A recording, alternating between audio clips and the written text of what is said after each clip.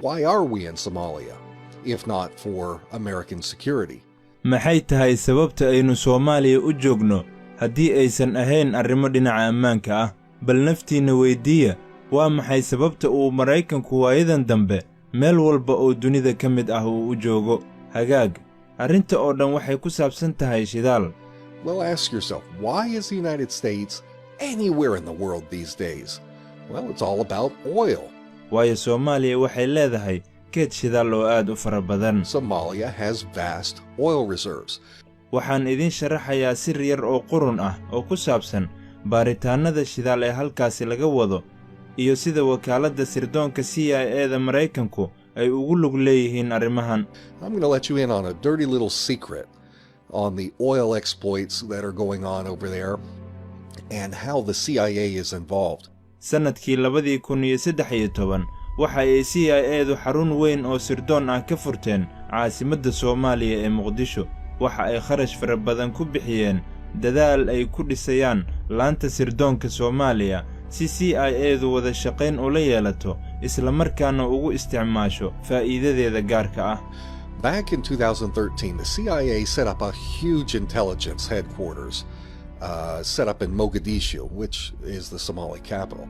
And they've been pouring funds into an effort into building up Somalia's intelligence infrastructure so that the CIA can co-opt and use it to its own advantage.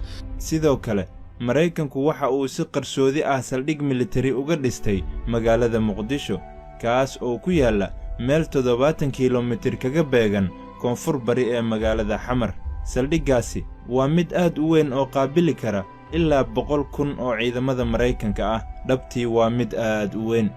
America has also quietly built a new secretive military base which is 70 kilometers southwest of Mogadishu, and this base is huge.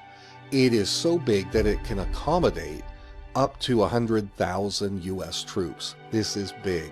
waxaan kaloo akhriyay warbixinno ay online-ka ku qoreen dad badan oo caasimadda Soomaaliya ku nool kuwaas oo soo tabiyay in kaliya aysan arkin ciidamo badan oo Maraykan ah oo xaruntaasi ku soo qulqulaya balse waxay kaloo xaqiijiyeen in ay jiraan tiro sii kordhaysa oo calooshood u shaqaystayaal gaar ah kuwaas oo lagula soo heshiiyey inay sugaan ammaanka qandaraaslayaasha batroolka ee imaanaya Soomaaliya. And I have read reports online from a number of local citizens who report that they have been seeing not only a big influx of US troops into the area, but also increasing numbers of private mercenaries who have been contracted to help provide security for big oil contractors that are coming in to Somalia. ilawareedyada aan helayo waxay kaloo ii sheegayaan in sirdoonka CIA-du ay 2 saldhig oo dhulka hoostiisa ah ay ka dhisteen magaalada Muqdisho kuwaas oo u shaqeeya sida Guantanamo Bay ee sida qarsoodiga ah dadka loogu xiro. My source also tells me that the CIA has constructed 2 other facilities, and these are underground facilities there in Somalia. They function like Guantanamo Bay rendition centers. mid ka mid ah labadaas saldhig waxa ay ku qasbanaadeen inay qarxiyaan dhagax weyn oo ka dambeeya garoonka diyaaradaha Muqdisho. sidaas ayayna ku dhiseen waxaana habeen walba garoonkaasi ku soo dega diyaaradaheena xamuulka ah ee CIA-da kuwaas oo sida xamuul gaar ah oo aanan awoodin inaan ogaado waxyaabaha ay halkaasi keenayaan iyo waxa habeen walba ay halkaasi ka soo dejinayaan. They had to blast through solid rock at the end of an airport to build this facility, and every night landing on this airstrip are CIA transport planes. They're bringing in some kind of classified loads. I haven't been able to get any intel on what the content of these deliveries is, what they're bringing in each night. laakiin waxaan u malaynayaa in sida caadiga ah ay halkaasi keenaan dagaalyahano ku eedeysan argagixisanimo si halkaasi loogu jirdilo si looga helo wax macluumaad ah. But I would suppose, given the nature of this facility, that they're probably bringing in alleged terrorist fighters, bringing them in to torture and try and get some intel on them. saldhigga labaad ee dhulka hoostiisa ah waxaa lagu magacaabaa The Hole ama Soomaali ahaan godka waxaana laga dhisay madaxtooyada Soomaaliya hoosteeda. Well, the other of the two facilities has got its own name. It's called the Hole. In Somalia, it's called Godka. And this facility was built underneath the presidential palace. maraykanku asal ahaan waa uu la wareegay Soomaaliya maxaa yeelay Soomaaliya waxay meel istiraatiiji ah kaga taallaa gobolka waxayna ku taallaa barta hoose ee laga galo badda cas waxaa halkaasi ku yaala Yemen sidoo kale Sacuudiga waxaa sidoo kale halkaasi ka fogeen Iiraan sidaa darteed waxaa halkaasi ku yaala meelo badan oo halis ah sidaa darteed waa dhul aad muhiim u ah. The United States has basically taken over Somalia because Somalia is a great geostrategic location in this region. It's located down in the mouth of the Red Sea. There is Yemen. We've got Saudi Arabia. We've got Iran. So a lot of hot spots down in this area. So it's a great staging ground. sidaasina uma sii adka in gacanta lagu dhigo Soomaaliya waayo madaxweynihii Soomaaliya ilaa laga soo gaarayay bishii Febraayo ee la soo dhaafay ninkaas oo lagu magacaabi jiray Xasan Sheekh Maxamuud waxaana qiyaasayaa inuu yahay ninkii ugu musuqmaasuqa badnaa ee soo mara taariikhda Soomaaliya. And it hasn't been that hard to gain control over Somalia. The nation's president up until February of this year was a guy named Hassan Sheikh Mohammed. He's probably the most corrupt president in the history of Somalia. waxaad hore iiga maqasheen anigoo tilmaamaya kal hore in waddanka yar ee saliidda hodanka ku ah ee Qatar uu dhaqaale ku caawin jiray ISIS iyo kooxaha kale ee argagixisada ah ee Suuriya halka sidoo kale Qatar ay 20 milyan oo dollar ku bixisay sidii Xasan Sheekh Maxamuud uu ugu guuleysan lahaa xilka madaxtinimo ee Soomaaliya. You guys have heard me mention in the past that the little oil and banking nation of Qatar has helped to fund ISIS and other terrorist groups in Syria. Well, Qatar has also put up $20 million to get Hassan Sheikh Mohammed into power as president. taa beddelkeedana uu Xasan Sheekh waddanka Qatar siiyo maamulidda khayraadka saliidda ee Soomaaliya. And in return, Hassan grants Qatar control of Somali oil resources.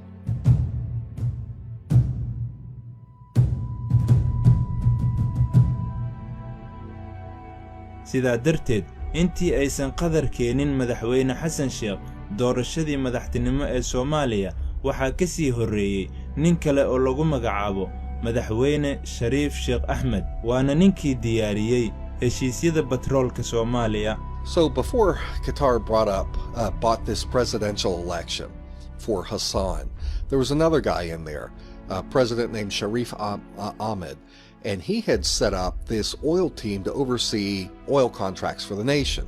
waxaana markii Xasan Sheekh uu xilka la wareegay uu isla kooxdaasi u dhaafay isla jagadoodii laakiin waxay kooxdaasi sameeyeen waxay ahayd inay shaaciyeen in dhammaan heshiisyadii shidaal ee horey loo galay laga soo bilaabo eber si hadda iyo kow loo soo bilaabo isla markaana looga laabto dhammaan heshiisyadii horey loo galay. When Hassan took over, he kept this same team in place, but what he had the team do was declare all existing oil contracts null and void. They were going to start over from scratch, reneged on everything. madaxweynihii hore ee Soomaaliya Shariif Sheekh Ahmed waxa uu magacaabay koox la taliyayaal ah koox ka socotay Ingiriiska tiimkaasi Ingiriiska ah ayuuna u dhiibay inay maamulaan shidaalka laga baarayo Soomaaliya waxaana kooxdaasi lagu magacaabaa Norton Rose waadna eegi kartaan haddii aad doontaan ama si ka fiirsi leh ha u sameeyo ama yuusan u samaynine shirkadda Norton Rose sidoo kale waa koox la taliyayaal u ah shirkadda saliidda ee ay leeyihiin qoyska reer boqor ee waddanka Qatar iyadoo sidoo kale ah hay'adda maalgashiga ee waddanka Qatar. And also that prior president, Sharif Ahmed, had appointed an advisory team, a team that was exclusively from Britain, put this British team in charge of handling oil acquisitions for Somalia. And this team has a name. It's called Norton Rose. You can look them up, Norton Rose. And coincidentally, or not, Norton Rose is also the advisory team for the oil companies owned by the Qatari royal family, as well as the state-run Qatari Investment Authority. Remember that. arrinta jirtaa marka waxay tahay in shirkadda Norton Rose keliya aysan ka caawin in shuruucda shidaalka u qorto dowladda Soomaaliya, balse waxay fududeynayaan in shidaalka Soomaaliya ay maamulkiisa yeelato dowladda Qatar. So what's happening is that Norton Rose has not only helped to write the oil policy for the nation of Somalia for its government, but they are facilitating control of that Somali oil into the control of Qatar. sidaa awgeed haddii aan arrintaasi si gaar ah u sii taabtana, shirkadda maalgashiga Qatar waxa ay gacanta ku haysaa maalgashiga dibadda ee qarankaasi. qayb weyn oo maalgashigeeda ka mid ahna waxaa ku jirta inay wax badan ku yeeshaan saamiga shirkadda Shell ee boqortooyada Holland. So I'll be a little more specific on this. The Qatar Investment Authority handles foreign investments for the nation. A big part of their investment includes a lot of ownership and stock in the Royal Dutch Shell Company. dowladda Qatar waxay lacag aad u fara badan ku bixiyeen ama bilaabeen inay dhaqaale fara badan bixiyaan laga soo bilaabo sanadkii 2012. waxay malaayiin iyo malaayiin saami ah ku yeesheen shirkadda shidaalka ee Shell. maanta Qatar waa dowladda qura ee ugu saamiga badan dhammaan saamileyda shirkadda boqortooyada Holland ee Shell, waxayna aad u daneeyaan inay arkaan faa'iidada shirkadda Shell oo sare u kacaysa. xeerka ay ku dhaqmaanna dabcan waa haddii ay u suurto gasho qiimo jaban ku iibso ee qiimo sare ku sii iibi. sidaa darteed ayayna u iibsadeen saamigaasi iyagoo filaya in laga yaabo in wax uun dhacaan sare u qaadi kara in saamigaasi cirka isku sii shareero. The Qatari government they've just put in a massive amount of money, huge spending spree that started around 2012, and they have bought up millions and millions of shares in the Shell Oil Company, so that today Qatar is the single biggest shareholder of Royal Dutch Shell stock. So it is very much in their interest to see the profits of Shell go up. The rule, of course, is when possible, buy low, sell high. So they bought the stock anticipating that something was going to happen to cause that stock to go up. marka waxa dhacaya waxay tahay in Norton Rose ay dhammaan arrimahani u fududeynayso si dowladda Qatar lacagtaasi faraha badan u samayso. The Royal Dutch Shell waa shirkad caalami ah oo xarunteedu ay ku taalo waddanka Holland, laakiin lagu aasaasay Ingiriiska. isla markaana Qatar waxay sare u sii qaadaysaa maalgelinta ay ku samaynayso shirkadda saliidda ee Shell. hadda waxaan ogaanay shirkadda fadhigeedu yahay Ingiriiska ee Norton Rose inay u hanqaltaagayso inay gacanta ku dhigto qandaraasyada shidaalka ee Soomaaliya. waxayna arrintani samaynayaan iyagoo ka faa'iideysanaya madaxweynahan maqaarsaarka ah ee dowladda Qatar kursiga ku fariisisay. waxay doorashadiisii ku iibsadeen $20 milyan asal ahaan. Okay, this is insider trading in a sense. So what's happening is that Norton Rose is helping to facilitate all of this, so that Qatar can make this money. It's a multinational, Royal Dutch Shell. It's headquartered in the Netherlands, but it's incorporated in Britain. All right. At the same time that Qatar was dramatically increasing its investment in Shell oil, we've got the British-based Norton Rose team that was granting control over the Somali oil contracts. They were doing it through this puppet president that Qatar had put into power. They bought the election for him for $20 million, basically. sidoo kale madaxweyne xasan waxa uu wiil uu adeer u yahay u magacaabay wasaaradda batroolka iyo khayraadka dabiiciga ah ee dowladda Soomaaliya. waxaana iyadoo u soo maraysa wiilkan uu adeerka u yahay xasan sheekh ay shirkadda Shell awoodeeda dhaqaale ku maqoonisay khayraadka shidaalka ee Soomaaliya. President Hassan of Somalia had put his own nephew in as the Minister of Natural Resources for the Somali government. And it was through this nephew that Shell was able to establish a monopoly over the Somali oil resources. waxay gebi ahaanba xireen dhammaan baaritaanadii kale ee shirkadaha shidaalku ku doonayeen inay ku yimaadaan Soomaaliya, kuwaas oo doonayay inay hawshaasi soo galaan. They totally shut out all of the other exploration firms that were wanting to come into Somalia, that were trying to get in on the action. Sida awgeed, waad aragtaan sida hawshaasi u shaqaynayso. Tani waa ganacsi qarmuun oo aad u xun. Musuqmaasuquna wuu sii socdaa iyadoo madaxweyne cusub Soomaaliya ay yeelatay. So do you see how this works? This is some dirty business.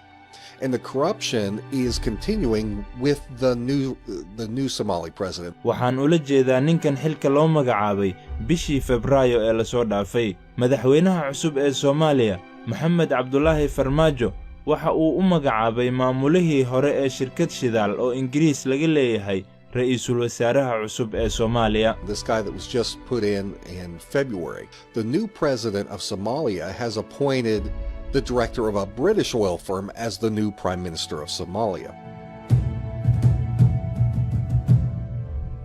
Waa wax lala yaabo sida arrintaasi u dhacayso. Musuqmaasuqa noocan ah oo aan arkayno waa mid la filayay. Funny how that happens. This kind of corruption that we're seeing is to be expected, though. Qaabkan lagu kontaroolayo oo lagu maamulayo qaran dhan oo dhisan waxay caddayn u tahay in ciidamadu ay xitaa ka awood badan yihiin dawlado caalami ah, kuwaas oo maamulaya qurumo dunida oo idil ah. Waxaana shirkadda boqortooyada Holland ee Shell ay si cad ula shaqaynaysaa shirkadda boqortooyada Qatar, waxaana ay qaateen khayraadkii shidaalka ee waddanka Soomaaliya iyagoo meesha dhiganaya siyaasiyiin ay siday doonaan u maamulayaan. This kind of control over entire nations is evidence that forces even more powerful than national governments is in charge of nations on a global scale. And Royal Dutch Shell is clearly working in collaboration with the royal family of Qatar. They have taken over the oil resources of Somalia by installing these political puppets. Waxaa kaloo muhiim ah in la ogaado in shirkadda Rothschild ay maamusho shirkadda shidaalka ee Holland ee Shell. Taasina ma ahan qayb ka mid ah aragtiyadooda guracan ee waxaad ka eegi kartaan website-ka rasmiga ah ee shirkadda Shell. Ka dooro meesha ay ku qoran tahay About Us, waxaadna halkaa ku arki doontaa sida ay uga hadlayaan qaabkii qoyska Rothschild ay si weyn u maalgashadeen shirkaddani sanadihii 1880-aadkii. iyo sidii Rothschild ay kaalin weyn uga ciyaareen sanadihii la soo dhaafay iyo qaabkii ay u horumariyeen shirkaddani caalamiga ah. It's important to know the Rothschilds control Royal Dutch Shell, and that's not some conspiracy theory. You can go to Shell's own website, official website, go to the About Us page, and you'll see how they talk about how the Rothschild family invested heavily in the 1880s and how the Rothschilds have played a major role over the years in the development of this multinational corporation. waana inaad ogaataa in dadka maamula shirkadahaasi caalamiga ah aysan jirin dalal gaar ah oo ay daacad u yihiin, ma ahan wadaniyiin. daacadnimadooda ugu horreyn waa naftooda ee ma ahan dawladaha ay ka tirsan yihiin. waana middaas sababta aadan ugu kalsoonaan karin dadkaasi. waa middaas sababta ay u yihiin kuwa door muhiim ah ku leh mashruucan ka socda dhammaan waddamada kala duwan, hadday ahaan lahayd Qatar, Turkiga, Ingiriiska iyo Maraykanka. And understand, the people who control multinational corporations, they're not loyal to any particular nation. They're not nationalists, they're globalists. Their loyalties are first and foremost to themselves, not to the nations in which they reside. That's why you can't trust these people. That's why there are key players in this scheme that are from all kinds of different countries.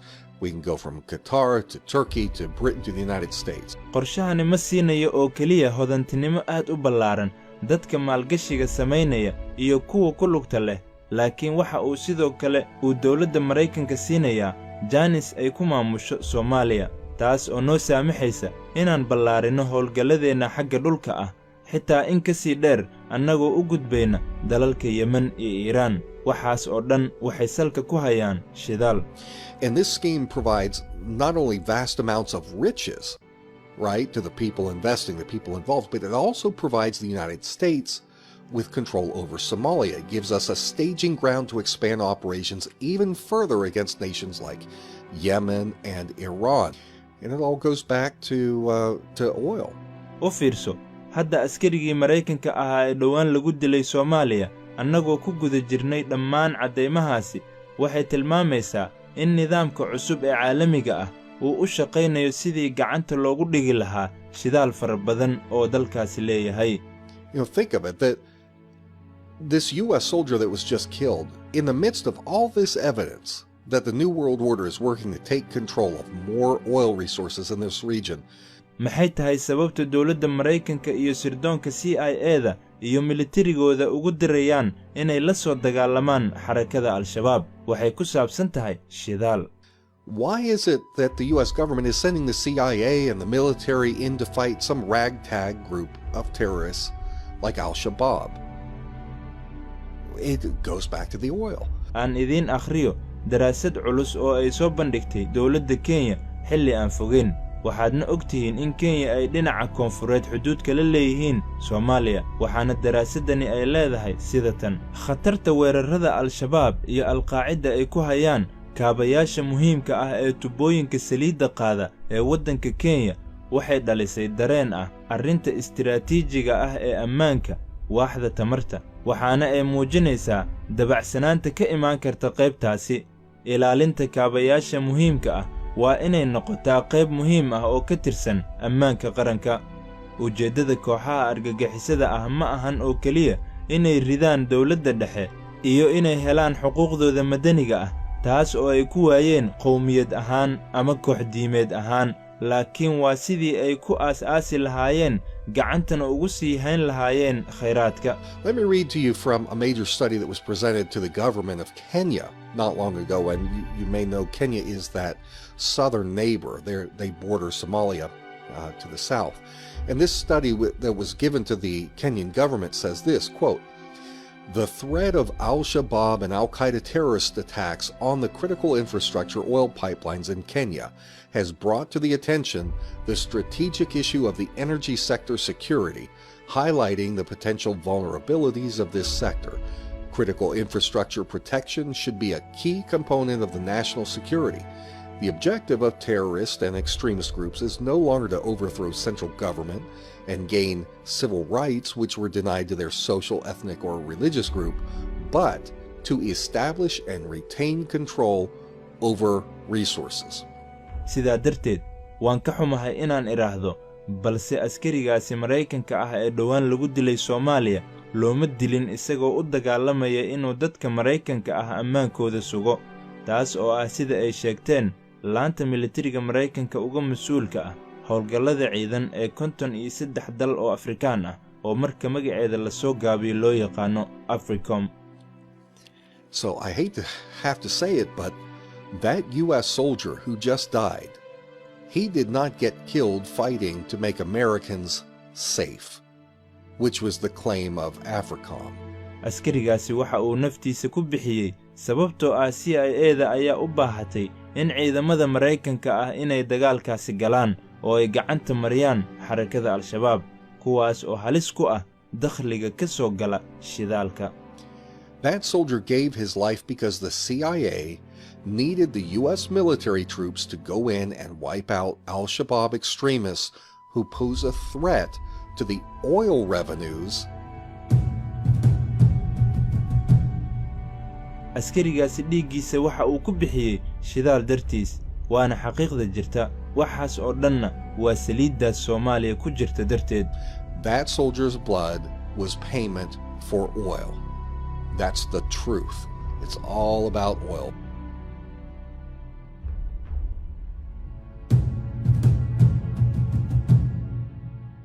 baaritaankan waxaa sameeyay wariyaha Maraykanka ah ee baaritaanada ku xeel dheer Jack Morphonius waxaana uu ku soo bandhigay bartiisa YouTube-ka ee The End Times News Report oo qofkii doona uu ka daalacan karo.